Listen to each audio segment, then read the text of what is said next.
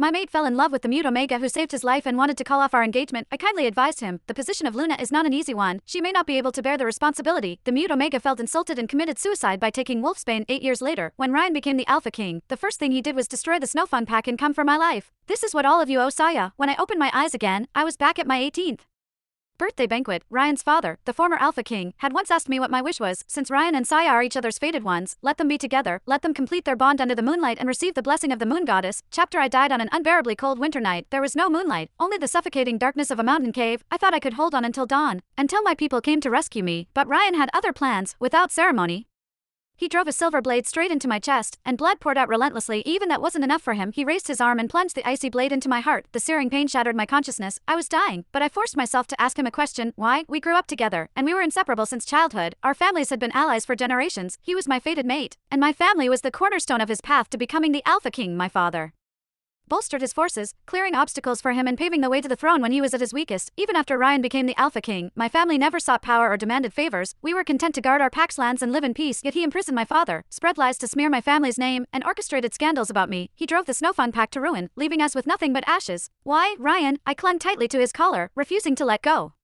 Ryan stared into my eyes with hatred, as if I had betrayed him, even though it was his blade that was ending my life. Leaning down, his voice cut colder than the darkness around us. This is for what all of you owe Saya. Saya, that mute girl. The name felt distant, buried in memories so old I had to dig deep to recall it. And then, from the depths of my mind, I saw her timid, frightened eyes. I couldn't help but laugh coldly. It had been 8 years, so Ryan never forgot her. Ryan, you're such a stubborn, idiotic madman. Before I could finish, he viciously drove the silver blade deeper, ripping my heart out. Blood poured out from my wound, and my vision blurred. The pain was unbearable. When I opened my eyes again, the first thing I saw was a full moon hanging in the sky, its silvery light blanketing the earth. Welcome back to the embrace of the moon goddess, princess of the Snowfun pack. A familiar voice echoed in my ears, and I shot upright, my eyes snapping open. There was no freezing cave or biting winds. Instead, I was greeted by the dazzling glow of a crystal chandelier, so brilliant it made my head spin. The room was warm and filled with the hum of celebration, the clinking of glasses and lively chatter outside the window. Neon lights flickered, the city bustled with life, and endless streams of cars moved through the night. I stood on a hotel balcony, gazing down at the city that never slept. A servant's quiet voice pulled me back. Your Highness, are you having one of your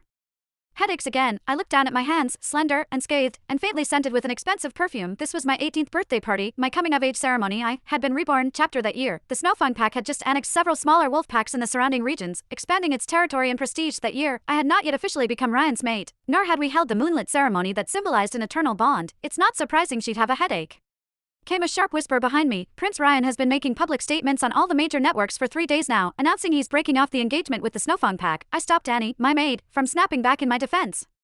The situation was far more complicated than just a broken engagement.